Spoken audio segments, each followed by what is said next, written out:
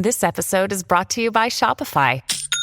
Forget the frustration of picking commerce platforms when you switch your business to Shopify, the global commerce platform that supercharges your selling wherever you sell. With Shopify, you'll harness the same intuitive features, trusted apps, and powerful analytics used by the world's leading brands. Sign up today for your $1 per month trial period at shopify.com/tech, all lowercase. That's shopify.com/tech.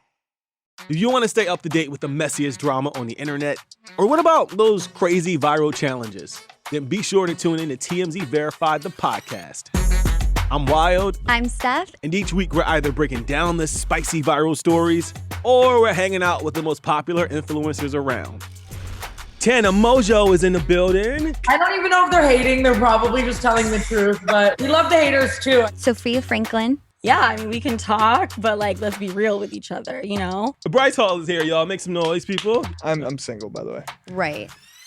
So if you like viral drama, influencer culture, and just overall hot messiness, check out new episodes of TMZ Verified every Thursday right here on Spotify. Brooks Running has a new shoe for you runners out there. Did you hear that? Better turn up your volume. In fact, turn it up to the max. Introducing the all-new Ghost Max. It's got all kinds of things to make your knees and ankles feel protected, like Max Cushion, Max Soft Landings with DNA Loft V2 foam, and Max Smooth Rides with their Glide Roll Rocker. Feel better on your run with Ghost Max. Learn more at brooksrunning.com. In today's episode, we're going to be talking about digitizing your business. Enjoy.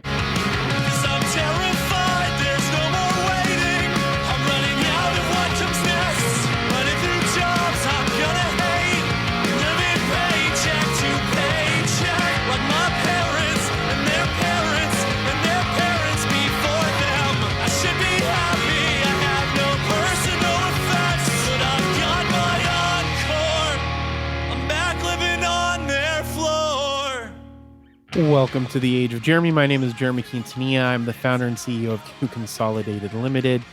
We focus on investing and creating businesses in media and entertainment, finance, investing and insurance, education and e-learning, art, music, and the humanities, earth and human sustainability and achievement, and earth and space exploration and transportation. Our current businesses include 3T Warrior Academy, Q Financial, Age of Radio, and Merlin, to name a few. You can find me on all socials at Age of Jeremy, except on X, it's at Age of Jeremy Q. And on Facebook, it is Cesar Jeremy Quintanilla. There are links in the episode description. If you're new to this podcast, this is all about the trials and tribulations I go through to build my business empire. And I hope you pick some wisdom up along the way. I also have guests that share their trials and tribulations becoming content creators and the adventures they have gone through to become entrepreneurs. If you want to see Coach JV's financial blueprint, there is a link in my link tree in the episode description. It's a warrior's guide to financial freedom, absolutely free. Please also join my Q Consolidated channel in my Age of Jeremy Instagram account. I provide extra insight on the things that I have gone on in business or I have going on in business and in my life. Hopefully you will find some wisdom in there as well. It's free to join. Also, make sure to check out ageofradio.com to see all of our amazing podcasts. We will be adding more soon. You can also join our amazing community of content consumers and content creators at our Addicted to Podcasting Facebook group. All our welcome. And lastly, if you do not listen to these or do not want to listen to them how you're listening to them right now on a podcatcher, they are all available on YouTube, except for the lo-fi episodes. And there's also other content that is going to YouTube as well. So make sure that you follow me on the Age of Jeremy YouTube. All right. Today is all about digitization, and that even goes through our amazing article as I try to find more marketing articles to make sure that we are providing as much value to you as possible, especially that you can take as a content creator or as a business owner and add it into your business. And this is from the Adobe blog. So if you go to blog.adobe.com, they have all kinds of great marketing information that's available to anybody out there. You don't even have to have Adobe. It's just available out at blog.adobe.com. But as you may know, I love Adobe products. I own a lot of Adobe stock. And so I hope that this encourages you to get involved with Adobe products as well, because it will essentially help my stock. This is, I don't know who wrote this blog. It just says Adobe team. Usually in these articles, they're like content marketing that provide you value, but then kind of talk to you about like they present the problem and then there's a solution that they offer as a product. But I think that this is really important to kind of understand how we think about digitizing our documents, I guess would be a good way to do it, because this is how digital organization impacts employees in the workplace. And this is especially true if you're a content creator and you have a few people that work for you. If you're a small business owner and you have a handful of people that work for you, or 10 people or 15 people. And again, I'm, trying to get better at this as I go. We've had to digitize a lot of stuff. We are nowhere near where I want to be in the digitization of Age of Radio and 3-2 Warrior Academy and Merlin and Q Financial and our Freedom Insurance Group and all these other things. So there's a lot of things that we have to do to get better. And I think that one of those, most of this starts with digitizing the documentation. And this article talks a great deal about it. So gone are the days of file cabinets and physical documents. With the rapid digitization of business processes, it has become essential for companies to shift their focus towards organized digital systems. This shift allows for streamlined information storage and retrieval, and provides employees with the tools and resources they need at their fingertips. So a lot of the times digitization can complicate things, but if you do it right and you do it efficiently, you have more efficiency for your team. And so some of the key findings that they found here is 40% of employees say their company's digital organization system is not easy or effective to navigate. That was very, very true when I worked in the bank. I worked for Wells Fargo, and I thought they had too many lines of business that had too much control over how that line of business organized their data, and shit was just all over the place. 30% of Gen Z employees have considered leaving a job due to their company's poor digital organization. And if you're not familiar with Gen Z is, Gen Zers are probably in their 18, 19, 20. They're just coming out of high school right now. They are the children, they are the adults of the Gen Xers. So that's what a Gen Zer is. Nearly 3 in 4 employees say poor digital organization interferes with their ability to work effectively. And I think that this is one of the more important ones, because that's the reason why. The idea is that if we can digitize things and we can automate things, that they should be easier for people to utilize and easy for people to access, and it should make our company more efficient, and that tends to not always be the case. Over 1 in 4 employees say their company never conducts regular digital cleanups. That is something that I think is really that I'm starting to really see inside of our businesses and instead of my own family digitalization, or digital documents and cleaning stuff up. So employees can't navigate their employees' digital organization system. So poor document hygiene, and this goes with families as well, because families have lots of documents that they have. Anytime we talk about organization, you can kind of take that a business is an organization, but a family is also an organization. And any of those concepts you can put over into a family. And that's one of the things that I'm a very big advocate for. So anytime you hear me talk about organization, it is as far as like an organization, then that is something that you can do. So these employees can't navigate their employer's digital organization system. You can put your family members can't navigate your family digital organization system. Okay, so I just want you to think about that. Poor document hygiene can come with an array of issues for businesses and employees and for families. We uncover the top issues faced when dealing with digital organization. So here are the top things that people face with digital documentation. Difficulty finding specific documents quickly. That's the one that I always run into that pisses me off. Employees not following organizational protocol. That's the second one that pisses me off.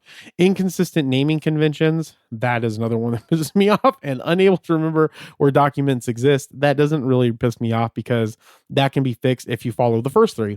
The other one that 36% say that these are the main challenges. So 36% of the people that they asked managing permissions for different employees or teams, 34% duplicated documents, 26% items getting lost, 22% integrating documents across multiple platforms, and then confusing organizational protocol. Gen Zers are the most likely to say that their company digital organization method isn't easy to navigate. I have my own opinions on that. It's probably just because of where they're at in the generation. I would imagine that because they grew up with the most organization or digitization, they should be able to at least provide how to make the digital organization better. So the top issues employees face with digital organization are difficulty finding documents, which we just said, employees not following organizational protocol, and inconsistent naming conventions. 47% of employees say their company's digital organization method is ineffective and difficult to navigate. And this is just going through what I just said. And here's the consequence of it. So dealing with digital disorganization day in and day out can negatively affect an employee's work performance and sentiment toward their employer. So that's one of the things is their overall sentiment towards the company can go down. And because when you're looking at organization, and if you're working for someone, just think about a company that you work for. If they are disorganized, how do you feel about that person, that organization? It's someone that you may not want to work for because it is making it very difficult for you to do your job. So let's kind of scroll down here. This is just all the shit that's going on. I want to find out. Here we go. Okay. So this is really important. So what to include in your business's standard operating procedure to improve digital organization? The first is you need a document management system. So this is for family, this is for content creator, this is for any business. Document management system. Implement a robust document management system or software to centralize and organize digital documents, manuals, policies, and other important files. So we utilize Teams or OneDrive, and we are working to make that more better and better. Microsoft has something called Power Pages, I think it's called. Google calls it Sites, I think is what Google calls theirs. That might be a little less expensive if you want to go that route, but it allows you to make kind of like SharePoint or work-focused websites that allow you to organize the content and information that people have, and then they can pull from it. And you can also utilize this inside of Teams, not the site itself, but like kind of the organization. So you have to have some type of document management system in place, and it needs to follow certain types of protocol that you put in place, and then everybody needs to be able to follow it. Adobe Creative Cloud empowers employees to work productively together with features that streamline reviews and approvals, ensure brand consistency, and more. I don't know if that will work for every business that's listening to this or content creator. Well, actually, if you're a content creator and you have people on your content creation team, that would really help with that. Especially something like Bridge, where you can all have your files in one place and then you can all access them. Clear folder structure. Create a clear and logical folder structure within your document management system. Ensure that all documents are properly categorized, labeled, and easily accessible to authorized employees. And again, anytime you hear employee, you can switch that out for family member. Version control. Establish version control procedures to track changes and updates made to documents and other important files. This ensures that employees also always refer to the latest version. Make sure that you manage the access controls. This is one that we are redoing and revamping inside of 3T Warrior Academy. Implement access controls and permissions to restrict document access to authorized personnel only. This helps maintain security and prevent unauthorized changes. Employee training, which is super, super important. Train employees on how to use this digital organization tools effectively. That's one thing that I have a tendency to struggle with is I tend to think that everybody has the mindset that they can go and learn what it is that they need to learn. And I encourage people to do that, but it's kind of ignorant of me or not respectful of me, I guess, to just assume because I say, hey, you should know how to do this, that people are going to know how to go about learning how to do that. And so that's something that I'm working on. And so employee training tends to be one of the more important avenues I'm trying to better in all of my organizations, whether that is in Q Financial with teaching, teaching our bookkeepers certain things or getting them on par with other things, working with my assistant now that I have to do certain things. So I think employee training is really important because you can't expect, unless you specifically hire, even if you hire people and you expect them to know certain things, they're not going to probably know everything that you want them to know. And so you have to spend time finding out what those things, specific things are, and filling in the gaps with your employees. So employee training is super, super important. Um, so then this goes on to talk about Adobe Acrobat. So I think when we think about looking at organization for digital documentation, you have to really sit down and create a document management system. You have to have a clear folder structure. You have to have version control. You have to have access controls, and you need to have employee training. And the last one that they mentioned is regular updates. It should be regularly reviewed and updated to reflect any changes in processes, technology, or regulations. And so even as you're beginning, the more you line out, it might sound bureaucratic, I guess, maybe, but the more that you outline like your process and procedures and what you want to happen, that it doesn't matter if it's just you or someone else. You should always have these things in place because it will allow you to scale and it'll allow you to create consistency across all things.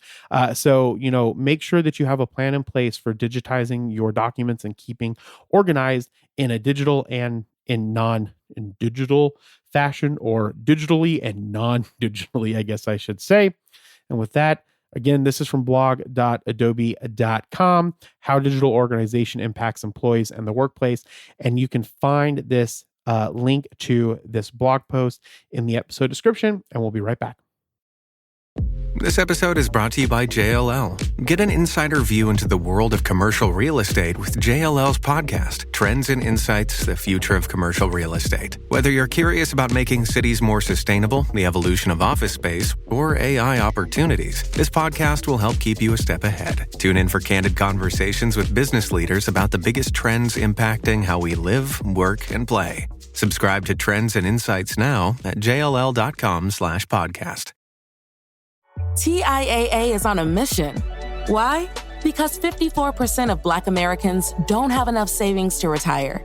So in collaboration with big-name artists like Wyclef Jean, TIAA released Paper Right, new music inspiring a new financial future.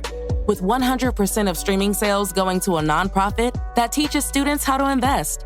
Stream Paper Right now and help close the gap.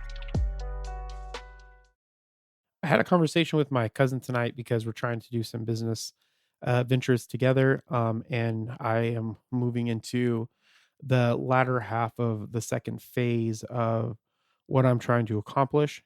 And I haven't really talked about those phases yet. Make sure that you listen to the lo-fi episodes. That's kind of where I ramble about certain stuff. But essentially, I try to make sure that I have a plan for every area of my life. Does it always go as planned? Of course not. But I got derailed a little bit, wasn't as efficient in the management of where that I was going with certain things for a couple of reasons. One, there was way too much stuff happening. I didn't know what the fuck I was doing in the context that I didn't know how to do what it was that I was doing. But it was more along the lines of like, I have a skill set, I guess, that people like and want, and I feel very grateful that I'm needed, but they weren't always for the things that I wanted. And now I'm just trying to strengthen my throat chakra to have much better communication so that I can then go out there and say exactly what it is that I want and say no to a lot of the things that I'm not interested in and moving my life forward. I think the thing is that it's hard to be a person that someone needs when, I always want to be respectful and mindful of the people that need my help. And hopefully I can replicate myself for some people that need my help. But at the end of the day, unfortunately, I can't be there for everybody. And some people are going to have to take the time to learn the shit that they don't know, because that's what I had to do. And it's just me now moving into that second phase and hopefully into phase 3. All right. So we'll talk about that at a lo-fi episode. Make sure that you like and subscribe to this bad boy. So I was talking with my cousin about some of these businesses, and I told him like the steps that he should be doing next. And then at some point, making sure that we're digitizing those things. So one of the things that I like to do with my Q Digital business, or ideas that I've had with Q Digital, is starting. So Q Digital owns my assets and Phoenix Crypto assets, but it doesn't do any services of itself yet. But one of those services is being able to look at small businesses, medium-sized businesses, and figure out how to digitize their processes or turn them and push them more in the digital age.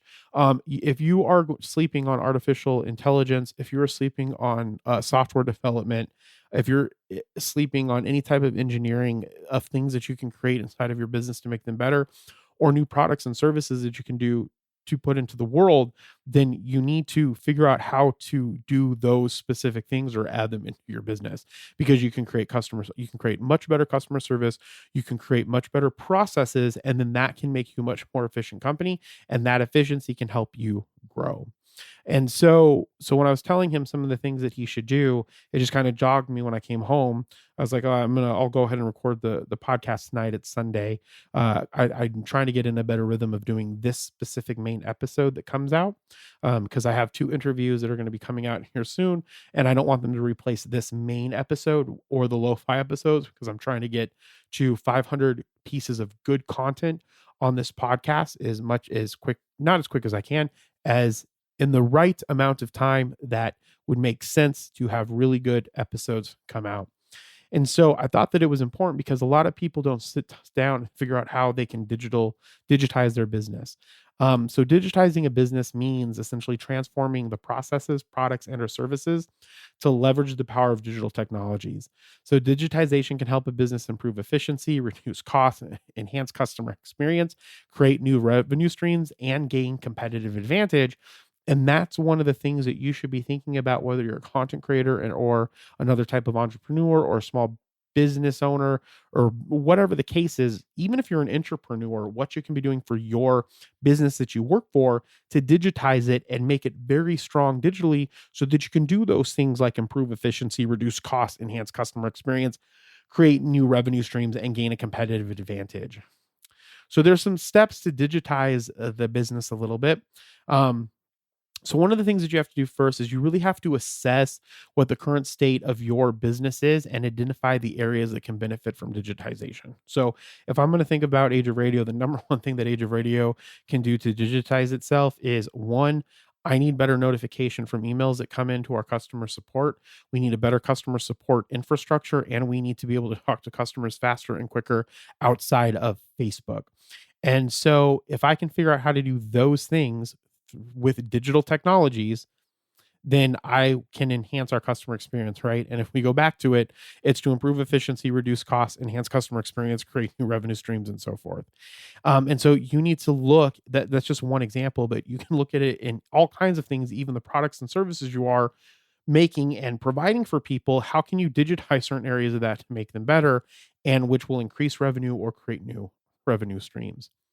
The second thing that you need to do is you need to define goals and objectives of the digitization project and align them with the business strategy and vision. So again, going back to Age of Radio, the main goals that I have for the Age of Radio is to reduce time from talking to the podcast host, getting the information out to them faster. Okay. Being able to onboard a show quicker and get their show page out faster so we can take on more people, and then streamlining the way in which we talk to podcast hosts to be able to come on board as part of the network, and then a process to get their marketing avenues out, whether it's through Meta, their promo, their commercials, whatever the case is, right? And so though that's one goal of one part of Age of Radio, and then there are other goals of digitization within Age of Radio and say Q Financial.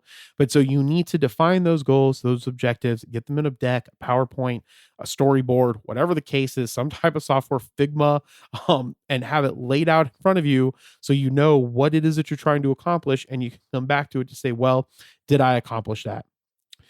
Which is, again, one of the things that frustrates me personally, right? Because this is about me sharing with you my pitfalls, is not going back and saying, we're doing this, this, and this. Did I meet these goals for some of these smaller businesses that I continuously try to get off the ground? The reason why I go back to Age of Radio is because that's where my passion is. My first passion in the world is always going to be music, theater, acting, film, things like that. That's what, if you ask me now, if I could go back and change anything, the biggest thing that I regret is that I would rather have done that with my life than anything else that I'm doing, right? The closest thing that I get to doing what I feel that my purpose was making this podcast, because it has to do with sound, and doing the YouTube videos because it has to do with a film, even though my YouTube videos, there's a lot of work that needs to be done. Mainly is because of lights. And so, well, let me take that back. Lights and content. And so when you think about that, is that the reason why I talk about Age of Radio the most is because that's where my passion is, right? And because I know that it can be what I want it to be if I can get the time and the energy to build it into what I want it to be. And so then it goes back to the thing that I was saying before, where I should have said no and where I should focus on what I want to be doing. Because again, the goal isn't to make a shit ton of money. The goal is to create something in the world that creates something in the world. And because of that, it creates something in the world that solves something or provides something to the world that wasn't there before. And through that, learn to make money with it so that you can do more and more things, right? So the more to stray really quick, the best thing that you can do, the best advice that I can offer to anybody is find a way to make a living at the what you believe is the most contentfulness that you need to be in life, doing the thing that you love with a little bit extra, so that you can take that extra and create snowballs effects for other things that you want to do into the world. And hopefully I'll explain that more in another podcast episode or what have you, so that makes more sense. But don't get stuck trying to make money to just get the stuff that you want. Find a place where you're content, then make money above and beyond that, so that you can make money above and beyond that. What happens, and I experienced this myself when we kind of started getting money, and I just bought shit that I thought that I wanted because I didn't have it before. Well, I didn't have it before, I didn't need it, right? So I can take that money, make more things that make more money, buy more assets that create more revenue, and then that can be the thing that catapults you to the next level. And you keep doing that throughout life and doing the things that you enjoy and the hobbies and writing, sharing, and creating with the world. Okay. Third thing is choose the right digital.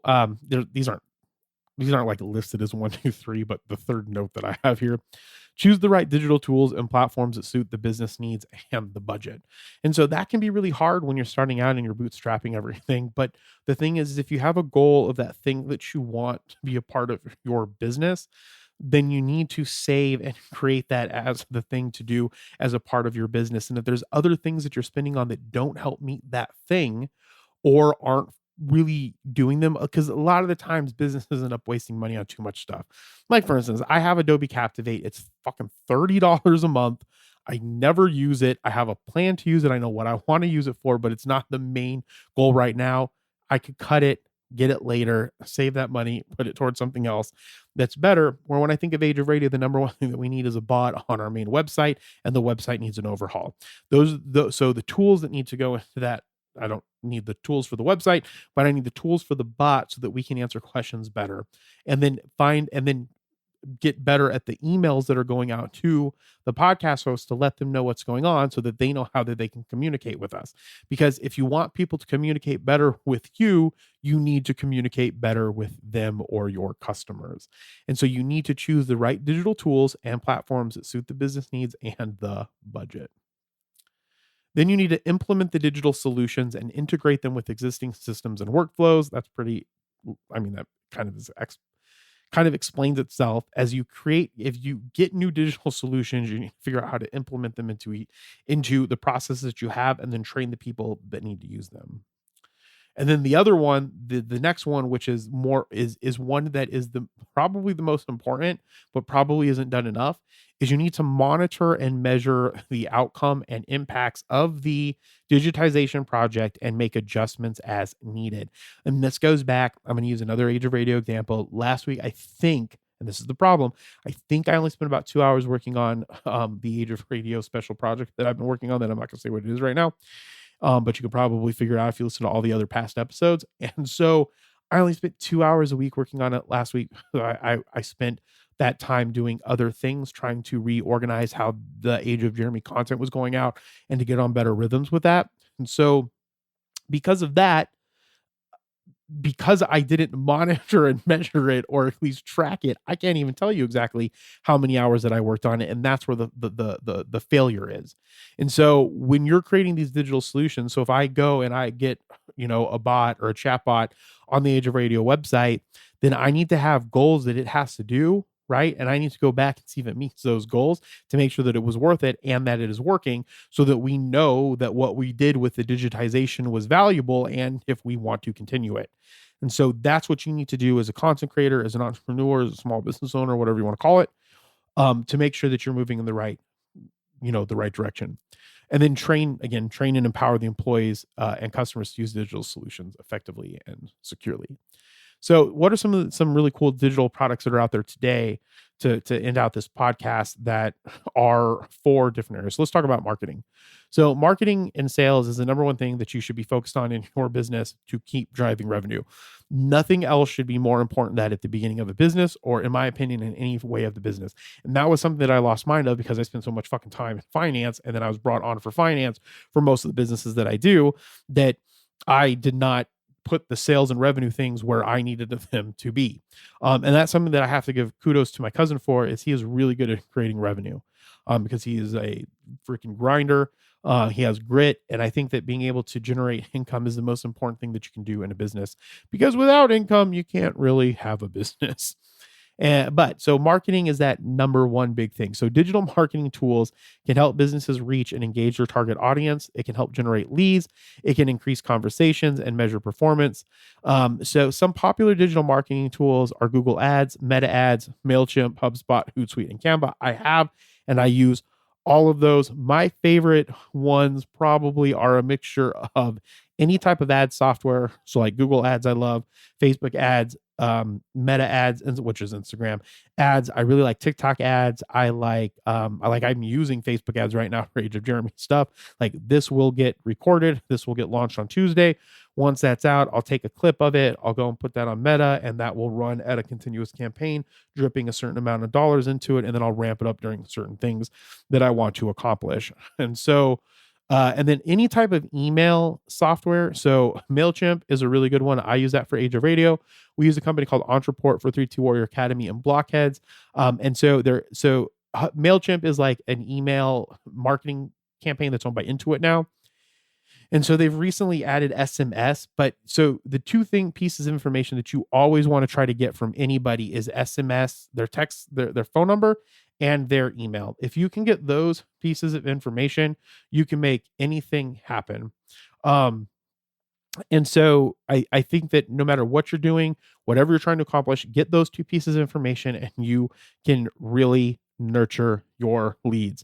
HubSpot is another product that I use for all of our businesses. And that is a customer relationship management tool and it has marketing stuff and sales stuff. Like if I use the chat bot, I would probably use HubSpot for our chat for Age of Radio. For Blockheads, we use a company called Intercom, which is fantastic. I just like HubSpot a lot, and I'm a big advocate for them as well. Hootsuite's a great product. Canva is a great product. And of course, marketing and branding and digital stuff or digital creativity, Adobe Illustrator, Adobe Photoshop, Adobe anything. I'm a huge Adobe fan, so buy Adobe. And so communication tools can help businesses communicate internally and externally with their customers. So you need to have good internal communications with your team, and Slack, Zoom, Microsoft Teams, Gmail, and Skype. They all do those. I don't know why Skype is on this list. I don't even think Skype exists anymore. I scraped this using an AI thing for some of these ideas. And I did not read them before I read them to you right now. And so Microsoft Teams is by far my favorite internal communication tool. I love it. And I think that all of you should have Teams. For Q Financial, we actually do use Google Workspace also along with Microsoft Teams. For Google Workspace, I use their phone Google Voice. I do like Google Sites a lot. but I guess that's kind of a communication thing for a team. Google Sites and Power Pages and SharePoint are great ways to create, I guess, intranets or internet pages that are focused for your team to get information. And so I use that for Age of Radio to have like I guess maybe links to logins, videos for the team to learn how to do certain things with. So if they need to go back and reference them, they're all on that SharePoint site. They can just go, they're embedded in there, they can play it and they can watch it and learn how to do the thing. And so when you're digitizing stuff, that's the type of digitization that I'm talking about. And those communications for the team are very, very, very important. And in my opinion, nothing works better than Microsoft Teams for that. Collaboration tools. Collaboration tools can help businesses work together on projects, tasks, and documents. Collaboration tools can enable file sharing, document editing, feedback, project management, and more. It's funny, some of the ones that are mentioned here are Google Workspace, Dropbox, Asana, Trello, and Notion. I use all of those except for Trello, and I have I think someone uses Trello for one of their sales things. Asana is like Microsoft Project. The great thing about Microsoft is they are combining Microsoft To Do, Planner, and Project into one thing, and I hope that it has some of the Asana features. Asana by far defeats those Microsoft products. The reason why those Microsoft products, in my opinion, are beneficial is because of the fact that when I put a to do, if I tag my name in Planner, I can have a Power Automate set up where it then tags it into a different spot in my to do. But if I put it in my Planner, it shows up into my to do anyway. But I can use Power Automate to put it into different places. And we'll talk about that in a minute when we get to productivity, I think. And so Notion we use for Merlin. It's essentially like OneNote, but OneNote on crack. I like using OneNote because, again, it's Microsoft, but I don't have any problem with Notion. I think it's works great. File sharing, Dropbox by far was my favorite. I dropped it because it was too expensive, and we use OneDrive. Dropbox, in my opinion, is the best for file sharing. There is less mishaps of when people are sharing within the same file. There's less syncing problems with Dropbox.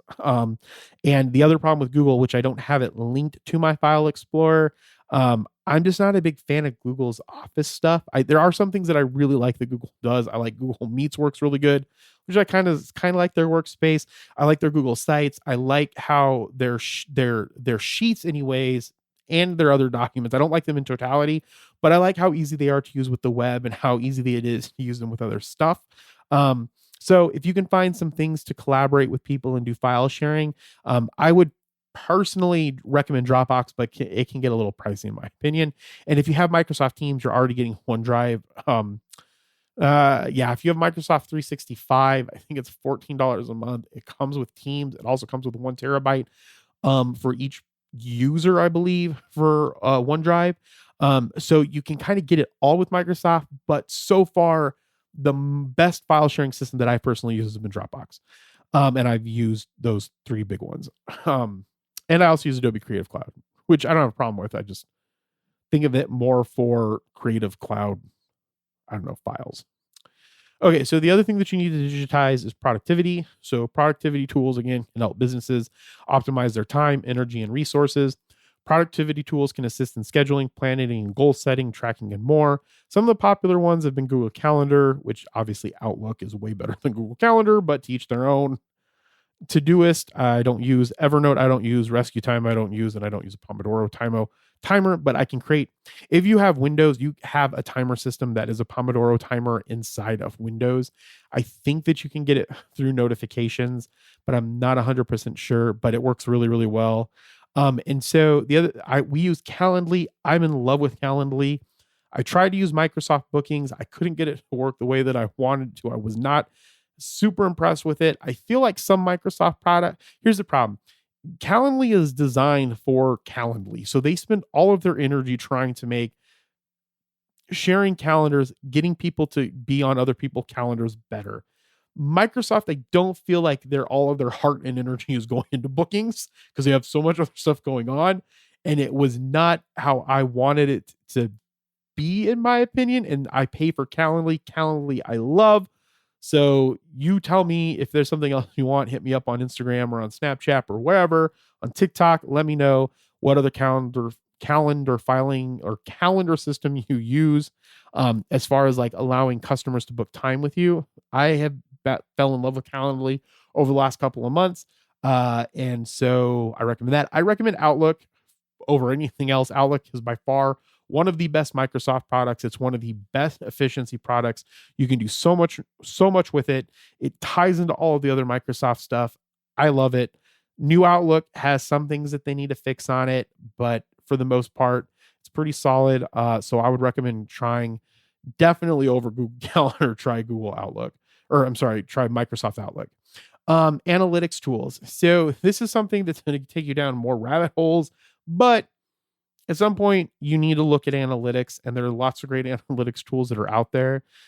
They help businesses collect, analyze, and visualize data to gain insights and make informed decisions, such as provide reports, dashboards, charts, and graphs on various metrics and indicators, so you can find the most important things, track the data that goes into them, and visually express it in some capacity. Google Analytics. I don't have a problem with Google Analytics. I like Google Analytics. It should be connected in some capacity to your website to pull the different types of analytics. I use Microsoft Power BI. I've used Tableau. Either one of those would work. There's Google Data Studio that works really, really well. Either one, any of them, you're going to have to put some energy and effort into to get it to be the way that you want it to be. It's going to be probably a little bit of an undertaking. And then you have to, depending on how you do it, you probably have a lot of you'll probably have to update that information. And so as long as you can get into a system of updating the information and the stuff that's connected to the Power BI or the Tableau or the analytics, then you will get really good information. But I would recommend something along those lines, and definitely using Google Analytics if you have a website. If you like Google products, definitely use Google Data Studio. It actually is a product that I really like by Google, along with analytics. The other things that you can do is something like Hotjar or Lucky Orange, or Microsoft Clarity, that allows you to see where people are at on your website and get data in that way. Especially because if you're selling a product or people are looking at something and they're staring at something, you can gather information on what's happening within your website so that you can make those areas better. Maybe reach out to customers and do customer information to find out what you can be doing better based off of why they were looking at that. Seeing what customers are doing on your website is really, really important. And there are lots of great tools out there now that do just that. Next thing is security. Security tools can help businesses protect their data. That makes sense. Devices and network from cyber attacks and threats. I don't deal with this a lot in my businesses. Other people in our businesses deal with this. But I've used Norton in the past. I think we're using a thing called Bitwarden to share passwords. There's ExpressVPN, LastPass, Malwarebytes. You should have something to do with security and digitizing those processes. So if you can focus on setting goals for marketing digitization, communication digitization, collaboration digitization, productivity digitization, and analytics digitization, and security digitization, you will be in a really good place for the future. The other thing that I think that you need to digitalize is automate processes. We use Zapier. I love Zapier. I love Microsoft products, so I love Power Automate. Power Automate is very robust and beastful, but it can be a little bit more difficult to use than Zapier. The good thing is you have more, I think, programming capability if you decide to go that route with Power Automate. So keep in mind. And then the other thing that I think that you need to digitize is do not sleep on artificial intelligence. They have changed virtual agents to Copilot Studio, which allows you in Microsoft. I don't know what the fee is. I'm on a trial. I don't think the fee is the same as it was with Power Virtual Agents, but I'm super excited for artificial intelligence, and you should be doing, and I should be doing everything that we can to learn, grow, be better with artificial intelligence. And Copilot Studio by Microsoft allows you to create your own, what they used to call virtual agents, what are now called copilots, for you to use utilizing artificial intelligence. And I don't think if you're a content creator, if you're a business owner, a small entrepreneur, you need to have artificial intelligence in some capacity inside of your business. It's not just a buzzword. It's not going to go away. And with that, as I always say, remember, be thankful, grateful, and kind, and I will talk with you next time. Bye.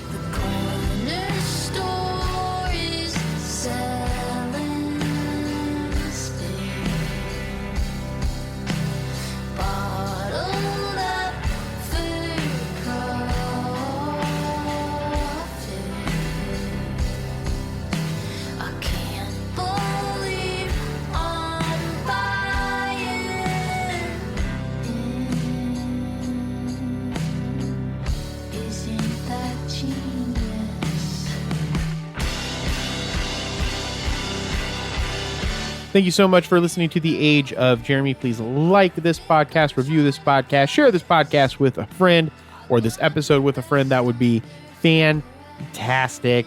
I use Neumann microphones. I use the Zoom L8. I record to Cubase, and I use Waves plugins. The opening song was Brave Faces Everyone by Spanish Love Songs. The closing song was Threatening Each Other, Recapitalism by the Illuminati Hotties.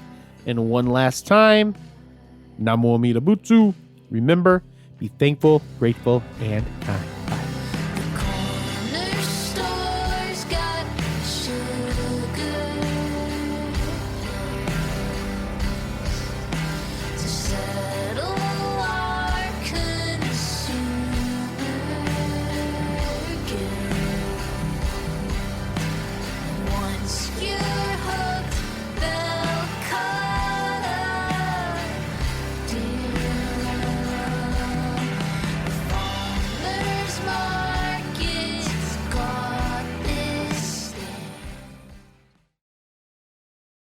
Okay, everybody, it's Michael E. Cullen II. And I'm Sesame and Carta from the All Too Real 2 podcast. We're passionate about movies, TV, and pretty much all things pop culture. Dive into the chaos of failed sitcoms, direct-to-video sequels, and the quirky realms of cinema and TV. Join us every Thursday for your dose of All Too Real 2 entertainment. We'll guide you through debates like whether Howard the Duck qualifies as a superhero. Ponder if Larry the Cable Guy could be the new Rock or Schwarzenegger. Discover if some shows and movies should have stayed in the cutting room. Ever heard of a sitcom featuring that dictator with the funny mustache? Well, we watched it. We're dedicated to unraveling the peculiarities of pop culture, sometimes with awesome guests. So, if you're into the eccentric world of pop culture, listen and subscribe to All Too Real 2. Available wherever you find podcasts and on Age of Radio.